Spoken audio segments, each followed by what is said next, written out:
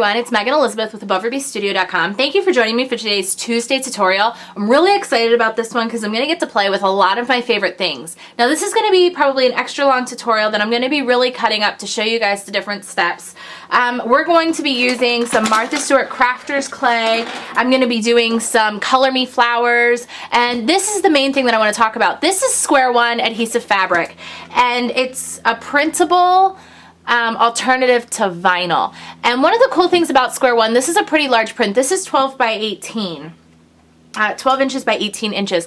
And what I did was I sent this print. This is something that Carly made. She's one of my designers. And she created this really beautiful family tree. This was something that she created as a gift for her in-laws and then created this. And she actually took a picture of this tree as it was like tree bark, and she made it the background, and it's just beautiful. So she did a great job on this. And what we did was we sent it off to Square One right through the website, squareonemasterpiece.com. You can send off favorite photos, artwork, family prints, whatever, and have it printed to size that you want. And then it has the adhesive backing already on it, so you can just peel this off and stick it right to the wall or wherever else you would want to stick this. Now this is just going to be absolutely beautiful, but I wanted to take it a step further, and I wanted to embellish right on here. Now because I'm going to be using this to hang right on the wall, it's not going to be in a frame or anything. You could put it in a frame. I wanted to keep things kind of lightweight and airy, so we're going to be using the crafter's clay, like I said, to create little frames, and then we're going to do like a little family tree kind of thing. We're also going to use some Viva Decor pearl pens. Pearl pens work great on this, and we'll just emboss or maybe not emboss, but you know, do some inking and some different techniques that I think you're really going to enjoy. And like I said, this is going to take a little while. Probably start to finish, you want to plan maybe an hour to an hour and a half for this kind of project, but I really just wanted to focus on how awesome it is that you can get prints done and then stick them anywhere you want, and they're not going to damage. You're going to be able to reposition it. It's not going to leave a sticky residue, and you'll just be able to enjoy it over and over and over again. Stick it inside a shadow box or whatever the case may be and get it printed to the size you want. It's the highest quality print that you're going to get anywhere. It's on that awesome textured fabric, and you're really just going to enjoy it. Okay, so we're starting with our base print. I'm going to actually set this aside, and we're going to make, because this is going to take the longest, I'm going to show you guys how to make the frames for putting in photos of the family. So what we're going to use is some white, some blue, and some yellow. We're going to make them kind of green because when we originally did this, we thought like the leafy colors were the best. Now I'm going to need a wet paper towel. When you work with Martha Stewart Crafter's Clay, you're going to want to use like a wet paper towel to kind of keep things moist and going for you. So we're going to make a big old batch of this because we're going to need a lot, and I want to keep all the colors as consistent as possible. So I'm actually going to open up all of this white because I'm going to probably make a total of 20 frames, I want to say. And a little bit does go a long way, I will tell you that much, but we're going to be making a bunch of these. So because of that, I'm going to grab whatever green is left in here. We had a little green left over. It was kind of almost the green of that we were making. And it's just so easy to work with. Just a little bit of moisture goes a long way. You want to kind of work the colors together, and a little bit of color goes a long way. And it's really cool because with the Martha Stewart kits, you get a whole color guide. So it tells you exactly how much to mix white to get the different colors that you want to achieve.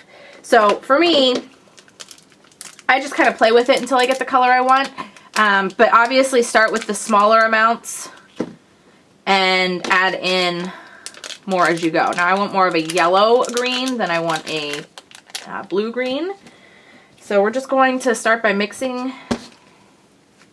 and you just mix and mix and mix, and just keep it moist. And this is going to be like probably one of the longer parts of the process, but even this doesn't take that long. I don't know. I guess Carly and I did this entire thing start to finish when we did one before in an hour and a half, 2 hours. And that was like even figuring out what we wanted to do. So it just takes a little bit of time. Plus the dry time. You're going to have to wait for these frames to completely dry before you stick them onto your print. So you can see the color starting to come to life in this. And it's really cool because you get the whole starter kit, and it comes with the different colors, and it comes with a full package of white because you're going to use the white the most because these colors are just so vibrant and intense. You just need little bits.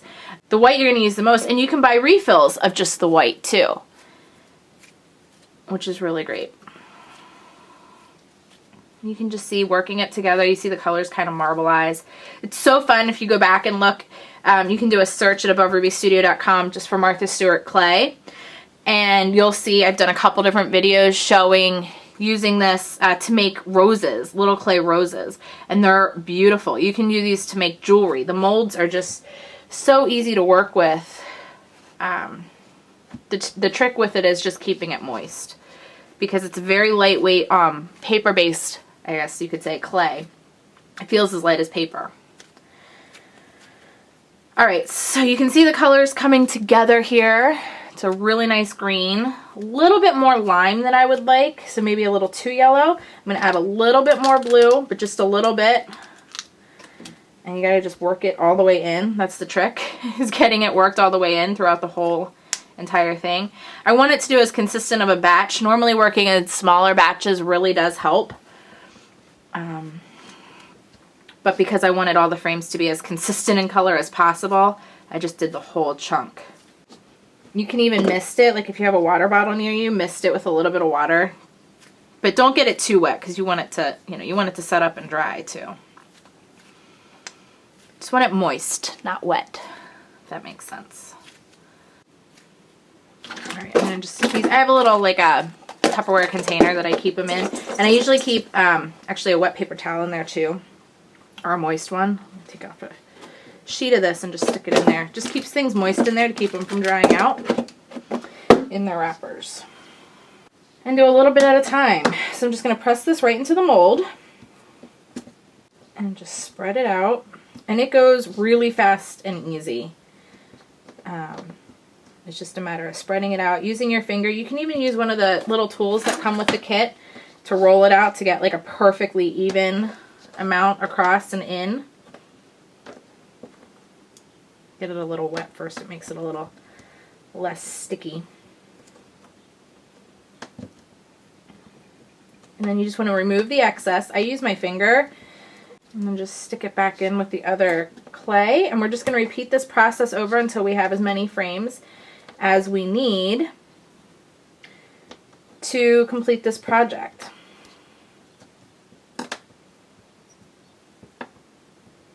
You want the frames to be fully open back. So definitely get rid of any of the excess. And I don't like to waste any of it because it's definitely not, super cheap or anything. But it's so fun. And a little bit does go a long way, but you just don't want to waste it. When you're doing this. Okay, so it's all smoothed out. And then I'm just working on a non-stick crafting mat, Teflon mat. And I just pop it right out. Okay, if it's having a little trouble, you can help it with your finger a little bit. And then just kind of press it back into shape. But you can see that's just an awesome little frame right there. I'll zoom in for you. Isn't that cool? And then we're just going to keep repeating the process. I'll do this frame really quick so you can see. All right, and there's the second frame. Now I'm going to come back to you and show you the next step in just a little bit. All right, so the next step in what we want to do is do a little bit of coloring and inking of both the Color Me Crazy Flowers. These are really cool wild roses from Petaloo. And then also just a standard tag. And I want to do this for the family name or whatever the case may be. So I have a couple of different kinds of brushes that I use when I do inking, but really my favorite tool to go to that's really cheap are just cosmetic wedges, makeup sponges, in other words. You can get a whole pack of these for under $2, and they just go forever and ever and ever, and you can just use them and mix and match colors, and it's like one of the easiest things. We're going to use Tim Holtz Distress Inks just because they're in great colors that really go along with the feel and the look of this tree.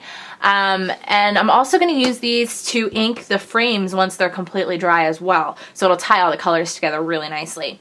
I'm going to start with frayed burlap, and I'm going to really ink up this particular tag with it.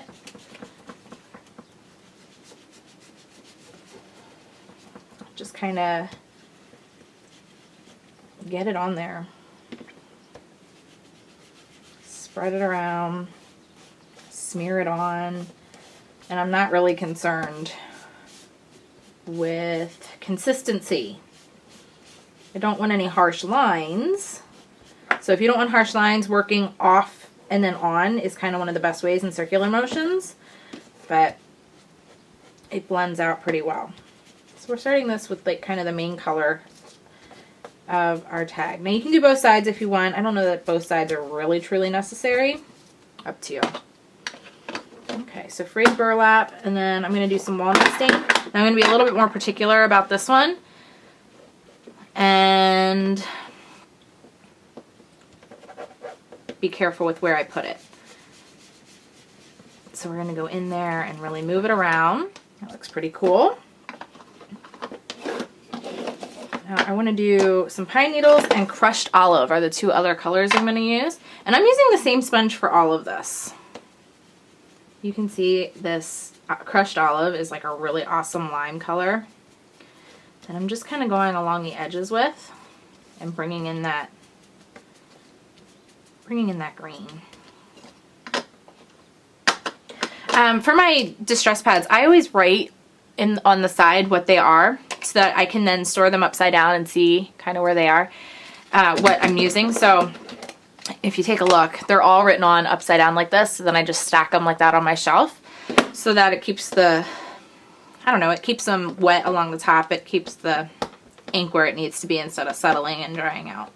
All right, now this is the pine needles. This is the darker green, and I'm just gonna dabble it in there and then use the brown end that has the walnut stain on it to blend it. So I'm dabbling with the pine needle, kind of stenciling it, and then blending with the brown. Just gives it the softest look. Kind of like how that looks.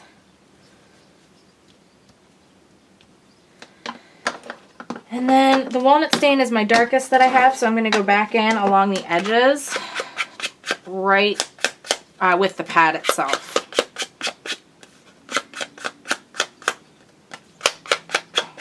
Okay, and you can see there's two little spots here. I'm just going to brush them out a little bit where it got a little harsher.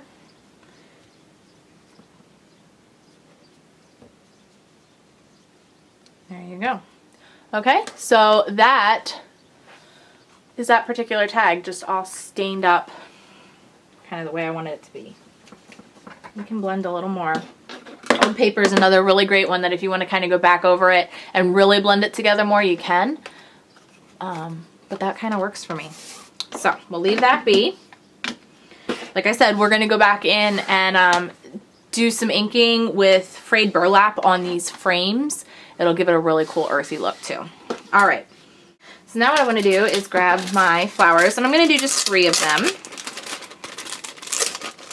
And I posted a picture of me working on the original one with Carly a little while ago. And it really turned out just awesome. I'm going to do old paper, little pine needle, and let's see, fired brick. They're the 3 we're going to work with this time. Start with the fired brick. And I'm just going at it right over top these petaloo flowers. And they're just so fun to ink. And you can mist them. You can, there's just, I mean, the sky's the limit in what you can color these with. You can use alcohol markers on them. Really get kind of fun, different colors and patterns to them. They just look really cool.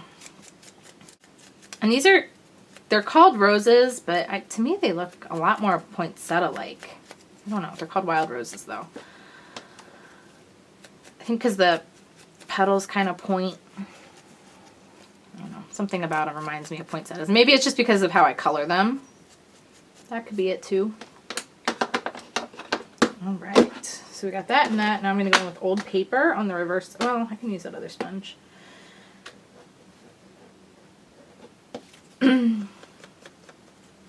It tones down a little bit of that red.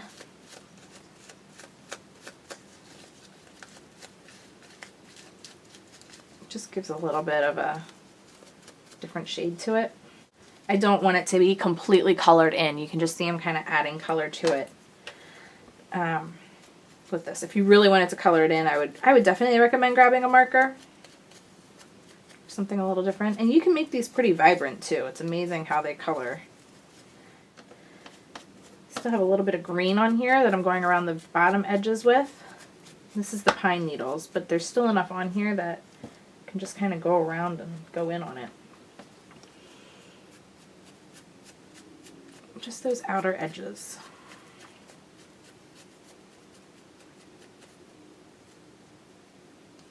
Maybe a little on the centers. Just a little. Love the way that looks. All right, so there's our inking. We have to still wait for these to finish drying, and then we're going to start putting this all together. So what we did on the original, and what I'm going to kind of do pretty close on this one, is very similar to the same kind of look and feel. The frames are going to go on the tree branches, just up and around. This is a little bit smaller than the original print that we did. But you're going to get the same kind of look and feel. Actually, I want to cut this tag down. We did cut it down in the original one as well. We didn't use a full length. So I'm going to cut that down. And because I cut it down, I want to go back in with that darker color. All right, something we had on the original that I think is really cool is kind of like this burlappy kind of roll. Don't ask me where I got it. It was in my craft stash forever, and I've used it. I used to use it like all the time.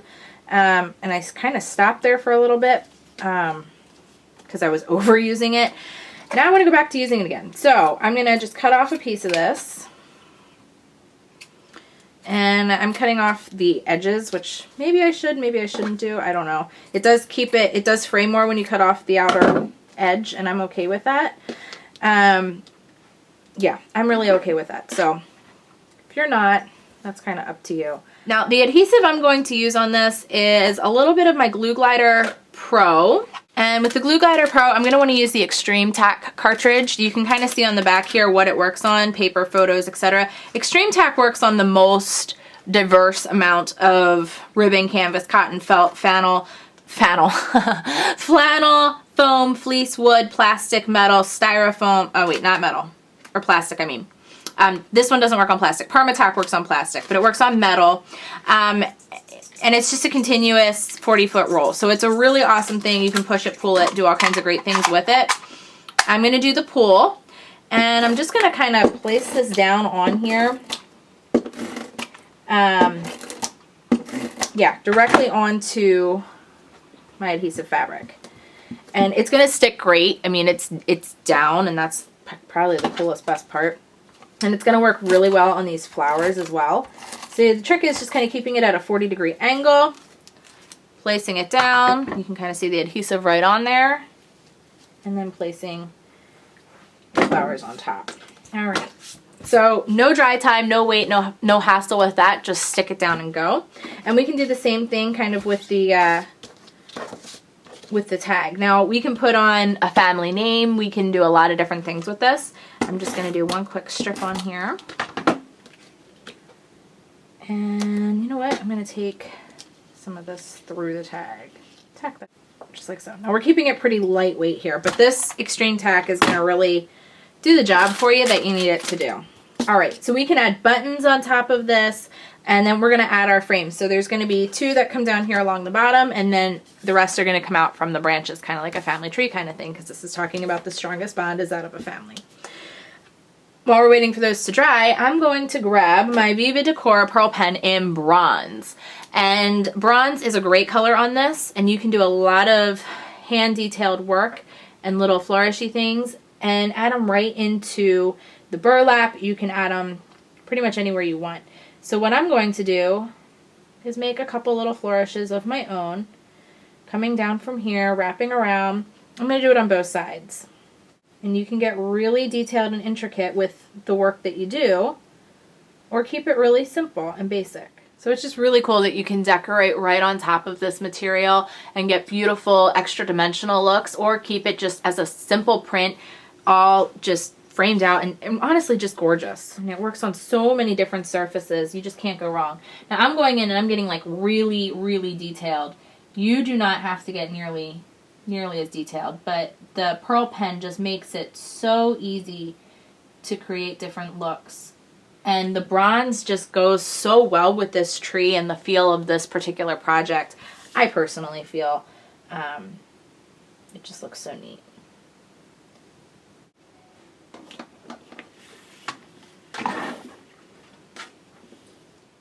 A couple hours have now gone by and my Viva Decor is completely set dry. You can see like these are really cool, awesome bronze colored embellishments right on here. It's a great texture and it's still really lightweight. So you can put, you can handwrite the family name on here, whatever you want to do. I want to keep this kind of plain right now. I just want to give you the general idea.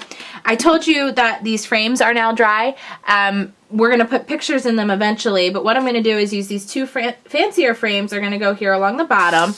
This is going to be for like the husband and wife that are going to go here. And then the kids will go up on the branches in the frames just like this. So they'll just be in here, you know, in kind of whatever pattern we decide to put them in, and the pictures of them will just be in each one. But I want to ink on these frames. So I'm going to use a little bit of walnut stain and a little bit of frayed burlap, and I'm just going to go in and do a little bit of texture. You can kind of see that there's some pattern in here, texture on these frames. I'm going to bring out some of that texture with the darker brown. Now the thing about this is it looks really, I want to say like harsh at first. It looks really dark brown, but I don't know what it is. I don't know if it like absorbs in or what it is, but it does kind of fade in a little bit more. So I want to make it a little bit more harsh at first, but I know it's going to fade because I've done this already. So it's just kind of a way of antiquing it a little bit. It just gives that really cool effect, and it goes really great with the colors that we're working with. And this really just brings out the intricacies and the texture, like I said, of this frame, of this mold that we use to create these frames using the Martha Stewart clay. So square one is just really awesome. I know that this can go and hang anywhere now. Like I said, I'm in a rental home here, so I know I can hang this on the wall without putting any damage or holes in the wall at all. I know that I can move it with me. You know, I can keep this backing sheet and move it with me. Now, like I said, I did have this printed through squareone.com, squareonemasterpiece.com rather. And you can do the same thing. You can get the same exact print done, or you can use the 8.5 by 11 printer sheets and do this in a smaller format or a smaller version. This is the 12 by 18, like I said, and I just had them professionally print it for me. But you can use the 8.5 by 11 sheets, or pretty soon coming out with 12 by 12 sheets, and you can print these, like I said, anything that you want. You can print this design. Carly has made this available for us to use and for you guys to use as well, which is just so awesome of her to allow us to do that. And, you know, you guys can have a lot of fun with it. It's just a beautiful, beautiful project. So, again, antiquing, just kind of going in with my makeup sponge. No need for fancy tools. You can use cheap things from pretty much any store, dollar stores. So that is all we need to do to create this entire thing. We can add a few more frames, you know, depending on your family members, how many branches you need, how many frames you need. Maybe add, once this is all done, the pictures are in, you might want to see how it looks. The one thing that we did do on the original was added a few buttons. So you can go back in and add some buttons if you want. But other than that, we might have had a few other stickers. I think we had a feather sticker and a skeleton key sticker and a few other things that were just flat stickers that we put on the original. Feel free to do that, add a few more embellishments, but this was the basic technique and gist to create this entire thing using Square One Masterpiece. Thank you guys so much for watching this Tuesday tutorial. I hope to see you at squareonemasterpiece.com as well as aboverubystudio.com again very soon. Enjoy the moments. Bye-bye.